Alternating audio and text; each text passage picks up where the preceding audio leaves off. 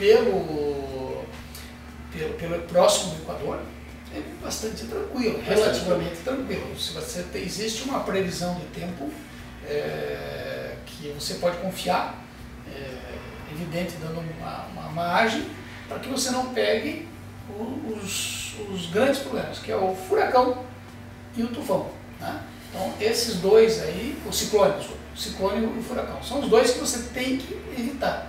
O resto, a tripulação e o barco tem que aguentar. Então tempestade tropical, o barco tem que aguentar. E você tem que estar preparado para ela. Se você não acha que não aguenta uma tempestade, nem se meta no mar, né? Legal. Mas é evidente, você vai lá, olha, vai estar tudo bem, regula a vela, baixa, levanta. Você tem várias regulagens para você fazer no barco, para você conseguir minimizar os esforços no barco e evitar o perigo também. Certo. Na verdade, o barco não tem muita opção. A velocidade que a gente anda, eu digo que ela tem... eu poderia aumentar? Poderia, mas aí você começa, existe realmente que nem o carro, arriscar. Eu trocar o banco, vou trocar ele, em vez de ficar com essa vela, vou colocar uma vela mais poderosa, mais forte. Mas daí você começa a arriscar equipamento e arriscar a tripulação. Nunca fizemos. Então não pegou nenhum embalo forte lá? Não. Então eu inclusive, a gente chegava lá, nós temos uma vela que vocês devem ver assim em filme, aquele vela colorida na frente, que a gente chama de balão, né? Que é muito gostoso, na verdade, ela quer dar muito mais velocidade, mas ela é perigosa. Então chegava todo dia de noite, eu recolhia aquela lá e colocava uma vela mais, uma vela menorzinha, de vez em quando até risava, que era diminuindo um pouco o pano. Então de noite, porque de noite as coisas ficam mais difíceis, mais perigosas, né? Mas chegava a pegar alguma velocidade, 20 nós, alguma coisa assim? Com certeza. No catamarã você pega, no monocasco é 6, 7 nós, mas no catamarã você consegue chegar a bater até 20 nós, que é muita velocidade. É rápido, né? É muito rápido, você fica com medo. Eu peguei 20 nós no trecho de Fortaleza até Trinidad e Tobago, quando eu peguei essa tempestade. Eu não queria andar 20 nós. Então, foi nessa vez que eu peguei 20 nós, e outra vez que eu peguei 20 nós foi uma regata, né? Eu fui fazer uma regata em Ilhabela, mas eu estava com tripulação experiente, não estava com família. E daí a gente colocou todo o pano em cima e parecia um jogo de boliche, né? Porque o catamarã é muito veloz. Os outros barcos nessa hora andam na velocidade normal, 6 nós e meia 20, parece que de noite a gente só via só mastro passando. Foi engraçado. Então a Bíblia fala sobre a importância do leme, e isso é conectado à sua língua, como você fala, o que você fala, e o que você fala dá direcionamento para a sua vida. Vamos falar também sobre as velas, sobre o vento na vela, a importância de você colocar as velas certas, para o vento certo, e você não ficar lutando contra o vento. E a outra coisa importantíssima também, obviamente, é o mar, e o mar é a água, e a água é comparada à palavra de Deus. Então quando você tem alinhamento com a água, a palavra de Deus, o vento, junto com as velas, e um bom leme, um bom timão, você vai conseguir fazer uma viagem fabulosa. Então, eu aguardo você nas próximas reuniões, lá na C3, dentro da Academia BeHap. Portela, Um abraço. Muito obrigado. Foi um prazer. Valeu. Prazer. Obrigado pela participação. Eu que agradeço.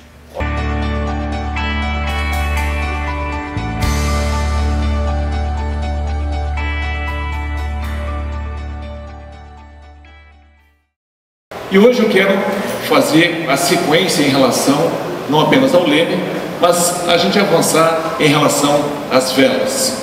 O que isso tem a ver com a nossa vida? Como é que a gente pode utilizar esse paralelo, essa realidade, para a gente conversar hoje em relação a esse assunto? Então, primeiro eu queria dizer para vocês, de nada adianta uma vela se você não tiver vento. Então, deixa eu contar para vocês um pouquinho de uma experiência que eu tive, não apenas eu, mas a minha esposa teve comigo, e mais algumas pessoas.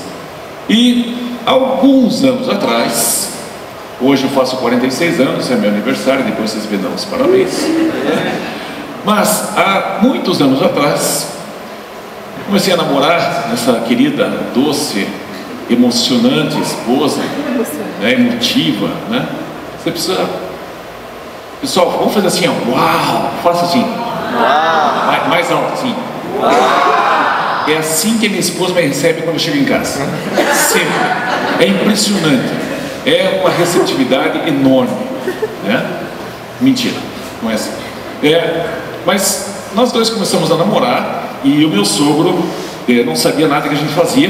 A gente não fazia nada demais, tá, gente? Tá, segura aí, não vai pensando coisa, tá? Mas a minha sogra sabia. Então, certa noite eu avisei a minha sogra que a gente ia até o aeroporto. E nós fomos até o aeroporto e a gente pulou a cerca do aeroporto. Nós dois e mais alguns jovens, mais uma turminha lá. E está aqui alguém que não me deixa mentir, o Sandrini, o Mário Barros também foi lá. E nós pulamos a cerca e a gente ia atrás das moitas e esperava o avião taxiar, virar de costas para nós, freava e a gente pulava dos arbustos, a gente corria para trás do avião e aquela turbina começava a abrir a potência. E aí o vento ficava mais forte. E ele ficava um pouco mais forte, e a brincadeira era a seguinte: quem conseguia ficar mais tempo em pé atrás da turbina do avião. E aí aquele avião, para decolar, precisava fazer muita força, muita potência, muito vento. E aí algumas pessoas tinham umas velas um pouquinho maiores. E dali a pouco estava com a jaqueta, por exemplo, com o zíper semi-aberto, mas aquilo inflava, a pessoa saiu voando, a gente só via a pessoa assim, rolando para trás, e aí a gente se agarrava no chão e tentava, aí o avião começava a ir para frente, e os que estavam ainda sobrevivendo corriam atrás do avião para tentar ficar o máximo possível atrás da turbina. E nós, a sua filha, não aconteceu nada, ela está viva, não precisa ficar. Essa é minha sogra. Sogra na língua eslava é a somistrova. Vai dar certo, viu? E aí a gente começava então a fazer isso. Fizemos isso uma vez, outra vez, e aí o pessoal começou a ir mais vezes. E daí a pouco, lógico que o pessoal do aeroporto não gostou muito e a polícia apareceu. Nesta vez eu não estava. Incrível. Mas, gente, o vento é algo impressionante. E era muito divertido, porque vinha um calor, vinha uma força, e você se agarrava no chão para não sair do lugar, para você não ser arremessado. Eu via a Regina Löwen, né? A Regina sempre saia rolando, todo mundo esfolado no cotovelo, e a gente se divertia um monte com o vento. Era muito bacana, muito legal. E se você quiser fazer isso hoje, você vai ser preso. Naquela época não tinha esse controle todo. Mas esta foi a minha experiência com o vento. Eu sei que você deve ter tido outras experiências com o vento. Alguns de vocês já tiveram experiências, uma brisa gostosa na praia, que é uma delícia. Ou você está numa rede, você sente aquele ventinho gostoso. Outras pessoas já gostam de pegar moto, já gostam de pegar velocidade. Outras pessoas já gostam de pegar o carro, abrir a janela. Se você é um cachorro, você põe a cara para fora e... né? Enfim, todo mundo gosta do vento. Todas as pessoas têm experiências com o vento. E quando você começa a pensar que existe um paralelo entre o vento e Deus, você começa a prestar um pouquinho mais atenção, você pode filosofar um pouquinho em cima desse assunto. E aqui eu quero comentar com você algumas coisas que existem na natureza, não apenas atrás de uma turbina de um avião. Se você não quer essa aventura, não se preocupe, você pode fazer uma volta ao mundo, que nem o Eduardo Portela, naquela entrevista, que ele ficou 3 anos no mar, com a família toda. Você pode fazer essa experiência aqui. Então existem alguns ventos fortes ao redor do mundo. O que foi isso? É Ricardo. José Ricardo Portela. Para Eduardo, mas que absurdo. Não me diga. Não me diga o que eu disse. Então, José Ricardo Portela. E aqui nós temos um tipo de vento. Você pode ver uma foto, satélite, e nós temos aqui um ciclone. Então, o ciclone, o que diz ali? Caracteriza-se por uma tempestade violenta que ocorre em regiões tropicais ou subtropicais, produzida por grandes massas de ar em alta velocidade de rotação. Os ventos superam 50 km por hora. Então, temos aí um tipo de vento que a natureza oferece para você e eu termos algumas experiências boas ou ruins. Nós também temos outro tipo de vento. Que tipo de vento é esse? Furacão. Os furacões são os ciclones que surgem no Mar do Caribe, no Oceano Atlântico, ou nos Estados Unidos. Giram no sentido horário no hemisfério sul ou anti-horário no hemisfério norte e medem de 200 km a 400 km de diâmetro. Os ventos precisam ter mais de 119 km por hora para serem considerados um furacão. Então, mais um tipo de vento que você pode tomar conhecimento. Esse aqui já é um tornado, é o mais forte dos fenômenos meteorológicos, com alto poder de destruição, atinge até 490 km horários, forma-se entre 10 e 30 minutos e tem no máximo 10 km de diâmetro, ocorre em zonas temperadas do hemisfério norte. E nós temos também mais um tipo de vento, que é o tufão. Não é o cara da novela, mas o tufão é o nome que se dá aos ciclones formados no sul da Ásia e na parte ocidental do Oceano Índico, entre julho e outubro. É o mesmo que furacão, só que na região equatorial do Oceano Pacífico. Os tufões surgem no mar da China e atingem o leste asiático. Muito bem. E aí, quero que você pense no seguinte: o vento, quando você lê um pouquinho a respeito disso, você começa a poder fazer alguns paralelos com a palavra de Deus, com aquilo que Deus, como é que Deus interpreta você e eu, como é que Ele olha para você e para mim em relação ao vento do Espírito. Os ventos, eles se deslocam de uma pressão alta para uma pressão baixa. Aonde houver menor resistência, o vento vai se deslocar para lá com velocidade ou com mais força. Então é central que você agarre esta informação. Regiões de baixa pressão, você vai encontrar ventos sendo canalizados para aquela direção, naquela região. Baixa pressão, baixa resistência, o vento vai lá, o vento chega lá. Registrado isso? Então guarde bem essa informação, porque isso pode fazer diferença enorme para vocês no dia a dia. Muito bem. O que mais? Quero que você dê uma olhadinha em uma passagem bíblica aqui que é bem interessante. Eu acho que está aqui, né? Tiago 4:6. Então o vento se desloca para lugares de baixa pressão, ok? Não tem nada a ver com a sua pressão cardíaca. Se você é uma pessoa hipertensa, não tem nada a ver com isso, fica tranquilo, Deus pode chegar em você também. Mas vamos lá. Deus resiste aos soberbos, mas dá graça aos humildes. O que é uma pessoa soberba? Você pode olhar para mim, volte e meia, e perceber uma pessoa soberba. Você pode olhar para o Sandrini e perceber nele um cara soberbo. O Wellington já não é soberbo, ele é bocudo.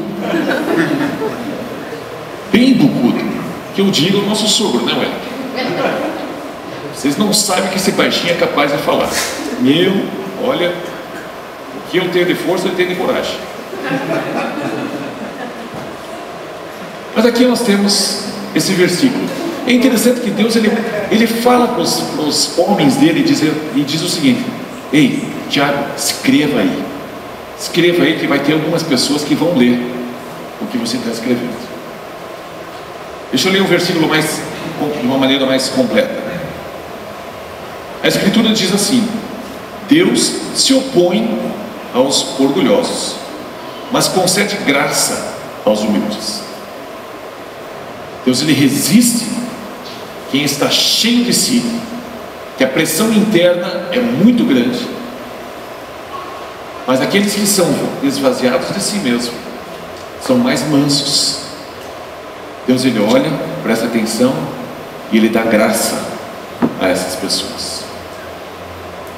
Outro versículo. Olha que interessante. Em Atos 2, versículos 1 a 4, em resumo, diz isso aqui: de repente veio do céu um som como de um vento muito forte, e encheu toda a casa na qual estavam assentados. Os discípulos estavam reunidos numa casa, e eles estavam lá todos juntos. De repente, um vento muito forte, um barulhão, línguas de fogo que se separaram e pousaram sobre cada um deles. Cada um deles.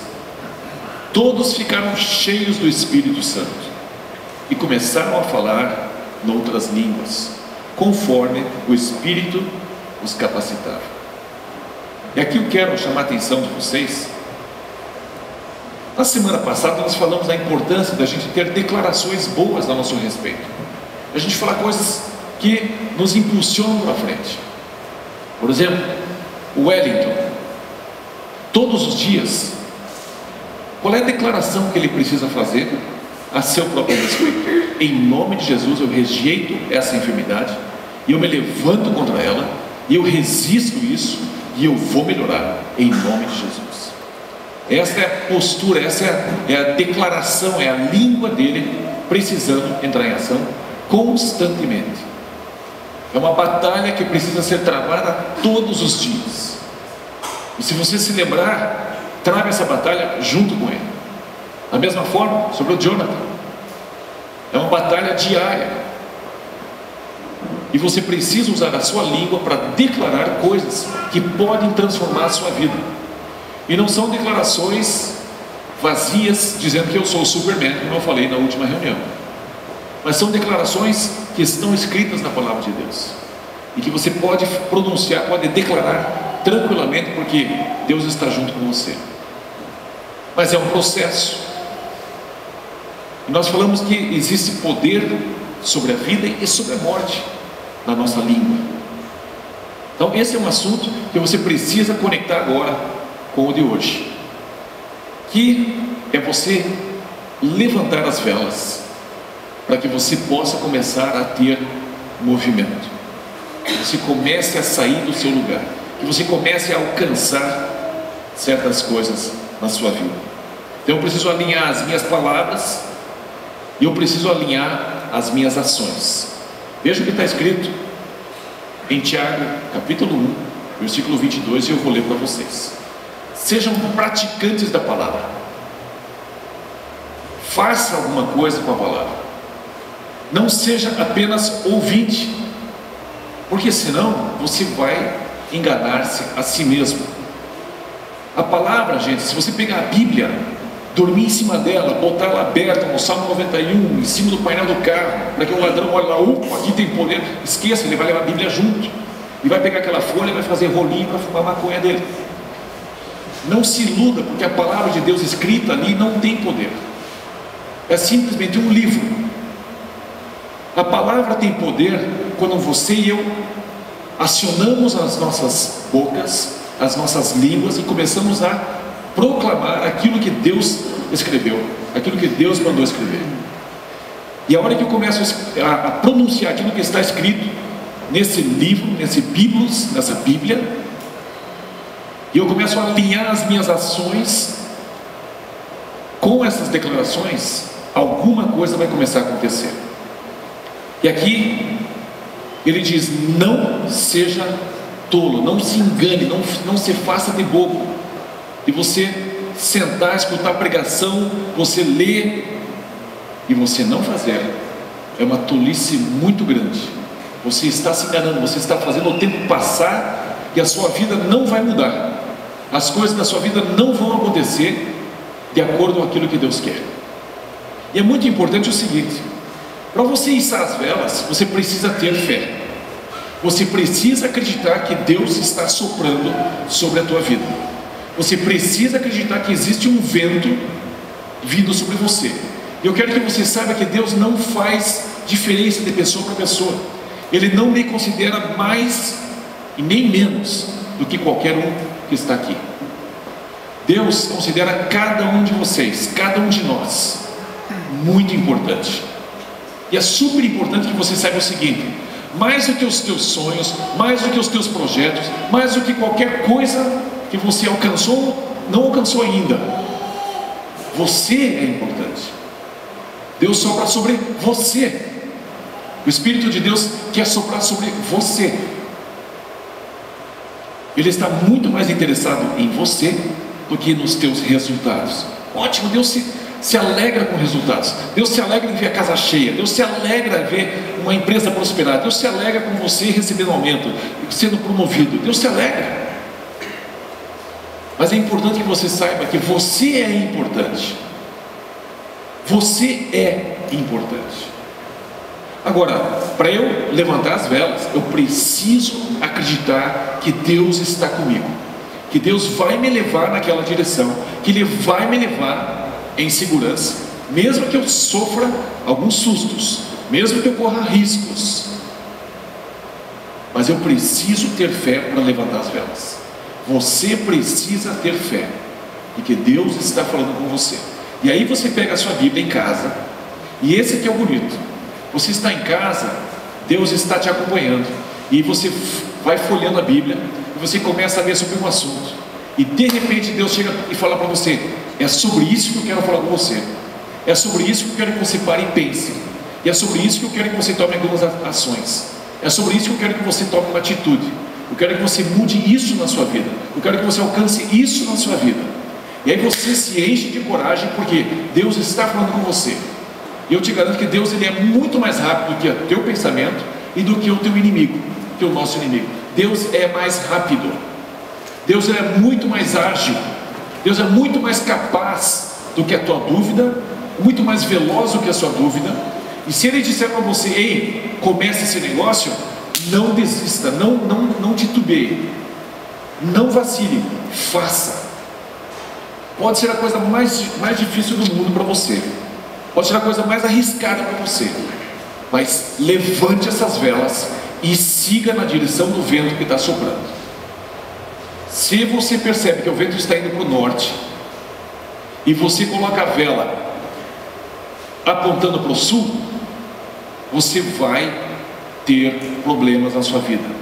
Se a tua vida hoje não está indo para frente, não está indo como você quer, é tempo de você parar e rever: o que é que eu tenho dito sobre a minha vida, o que é que eu estou falando sobre a minha pessoa, o que é que eu estou falando para os meus filhos.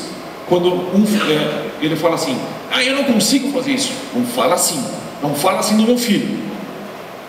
Fico bravo com eles, fico irritado com eles, porque eu sei que a língua tem poder sobre o futuro deles. Então, diga que você pode: ainda não estou conseguindo, mas eu vou vencer esse trem, eu vou superar essa dificuldade. Então comece a declarar coisas positivas sobre você, e comece agora a entrar em ação, levantar as suas velas, mas pelo amor de Deus, aponte as velas na direção que Deus está apontando. E Deus fala muitas vezes através de outras pessoas. Não feche seus ouvidos, não tem nada a ver com ser teimoso ou orgulhoso. Quantas vezes eu tive que escutar minha esposa e mudar algumas coisas. Outras vezes eu disse: não, nós vamos fazer assim, vai ser por aqui, porque eu tenho certeza que é para fazer isso. E aí a minha certeza era maior que a dela, e a gente seguia naquela direção. Mas é muito importante você conectar as velas com fé. Se você não tem fé, se você não tem convicção, você não vai içar as velas. Você vai ficar parado, ele vai ficar dizendo assim: puxa, eu poderia ser um grande tarará, tarará, tarará. Puxa, eu poderia ser. E o lugar hoje mais rico, potencialmente falando, é o cemitério.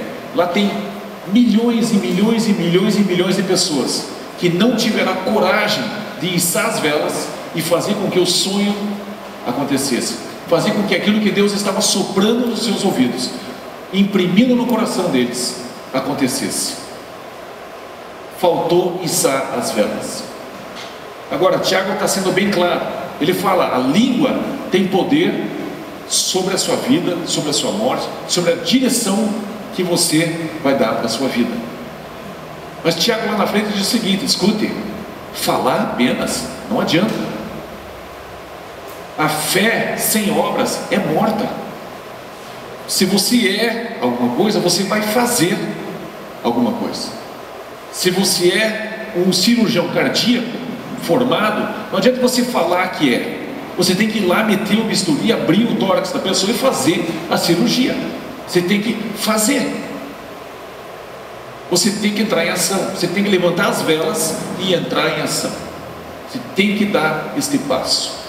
E para você içar as velas, você precisa depositar fé no teu relacionamento com Deus. Gente, fé não é um pensamento vazio, não é um pensamento positivo. Fé é um relacionamento com Deus. É baseado numa declaração, numa impressão que Ele te dá. E Ele te diz: eu quero que você vá por aqui. E ali você issa as suas velas e você vai nesse vento do Espírito. O Espírito Santo, a gente está soprando desde o Pentecostes. Desde aquele dia que Ele desceu sobre os discípulos, sobre os apóstolos, e eles começaram a falar em outras línguas. Ele está soprando sobre você.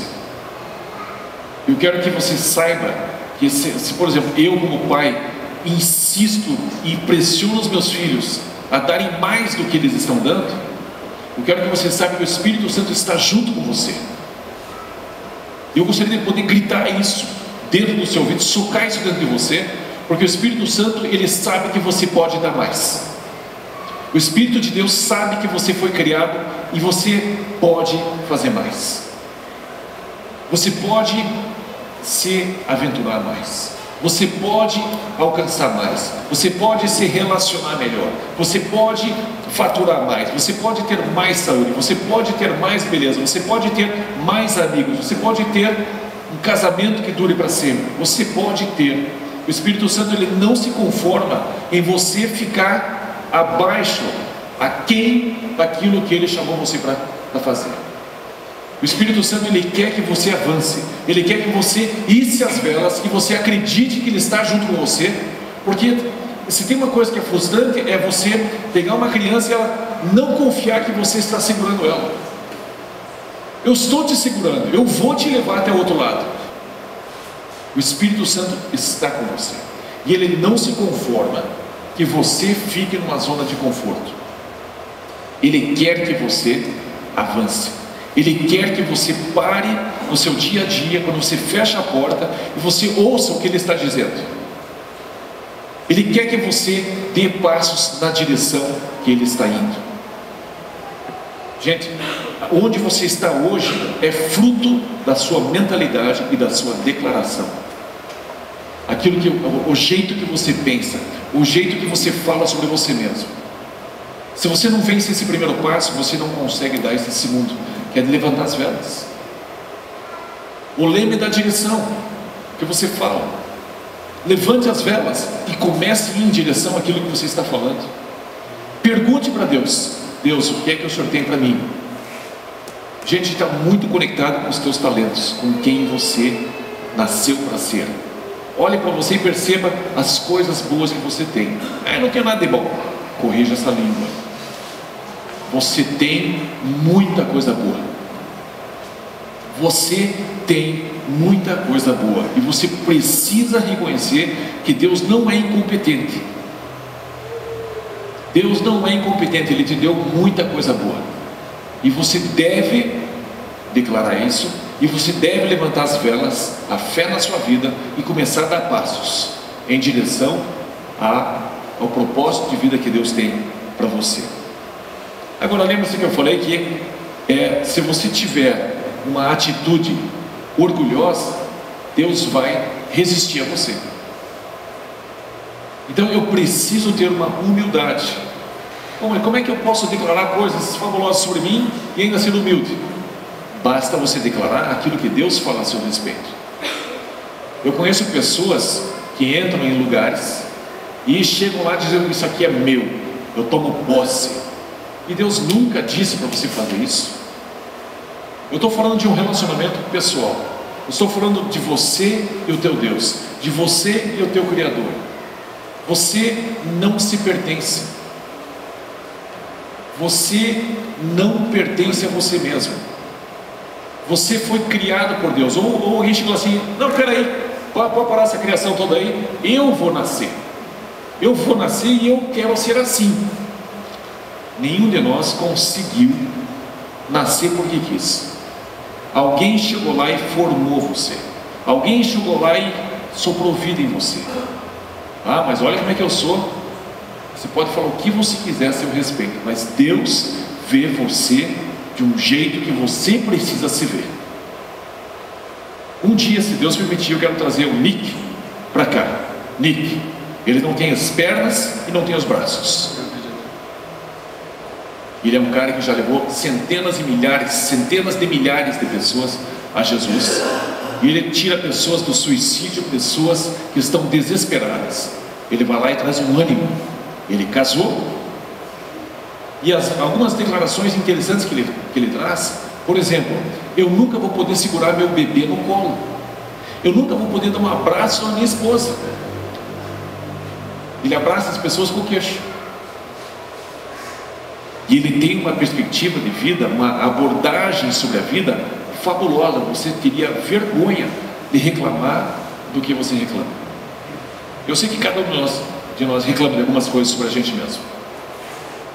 Mas quando você começa a olhar para você mesmo, como Deus te vê, você vai enxergar coisas muito importantes, que são as coisas essenciais da vida. Que, gente, todos nós vamos ficar velhos, se Deus permitir que a gente fique velho. E a gente vai assim: quem é você? Oi, tudo bem, velho? E Deus permite que a gente fique velho. Mas Deus permita que você desde já enxergue quem você é. E como eu disse, você não pertence a si mesmo, você pertence a um Criador. E Ele colocou coisas dentro de você, e você precisa se relacionar com Ele para saber quem você é. A tua identidade está em Jesus. Quem você é está em Jesus. Tudo que existe foi criado para Ele. Quando você, por exemplo, vai fazer o quarto para o bebê que está chegando, os pais fazem toda a decoração visando o filho.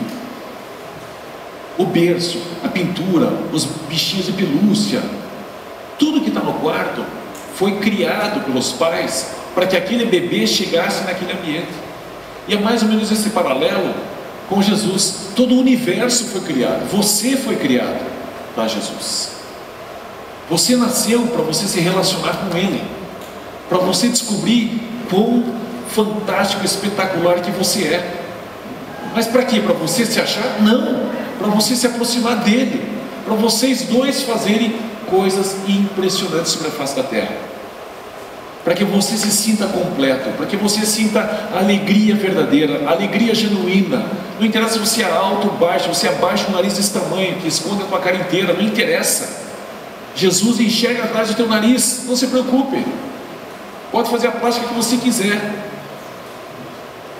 Jesus sempre viu atrás daquilo. Jesus vê quem você realmente é, e você precisa descobrir isso para você poder declarar. E você só vai conseguir fazer isso no teu a sós com Deus. E aí, gente, é algo que só você pode fazer. Só você pode fechar a porta da sua casa, do seu quarto. Só você pode reservar um tempo para si e para Deus. Só você. E ninguém pode roubar isso de você.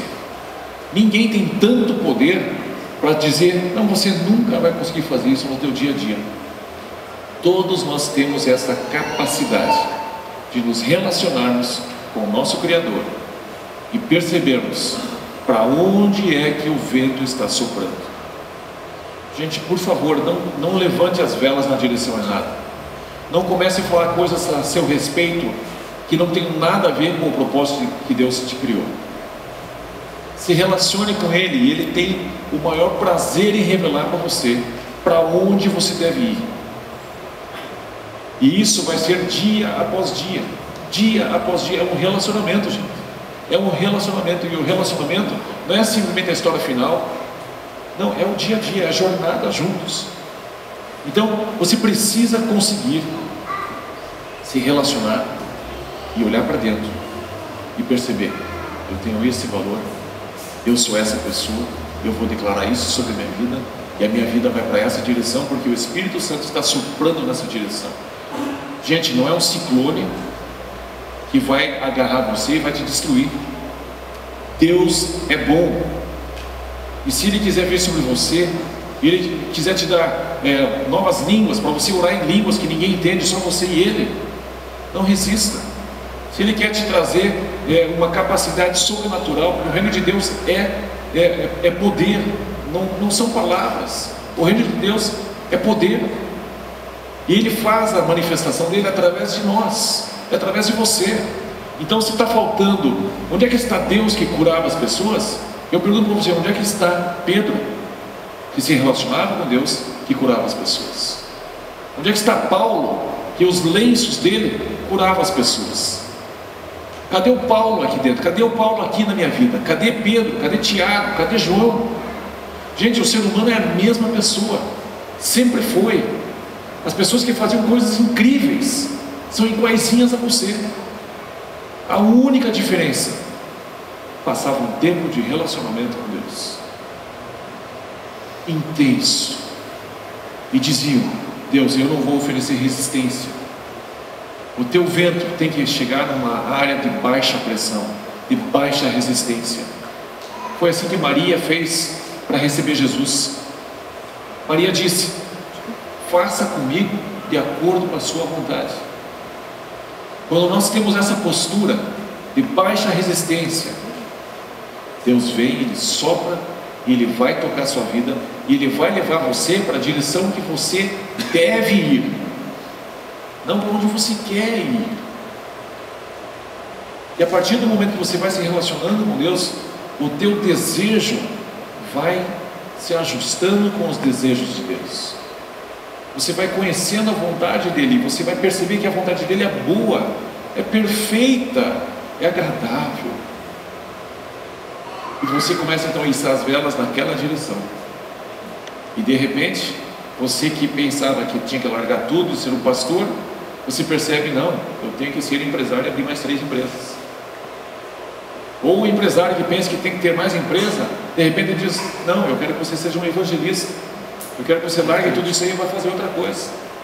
Você só vai descobrir isso se relacionando com o teu Criador, e Ele tem o maior prazer em se relacionar com você. Muito bem, essa semana, gente, eu quero passar para vocês uma tarefa, para mim também. Eu gostaria muito que você começasse a perceber qual é a direção que Deus está soprando sobre a sua vida. A única maneira de você fazer isso é você se fechando e passando um tempo a sós com Deus. Mas ninguém junto. Desligue a música, feche livros, passe tempo com Ele. Comece a namorar com Deus.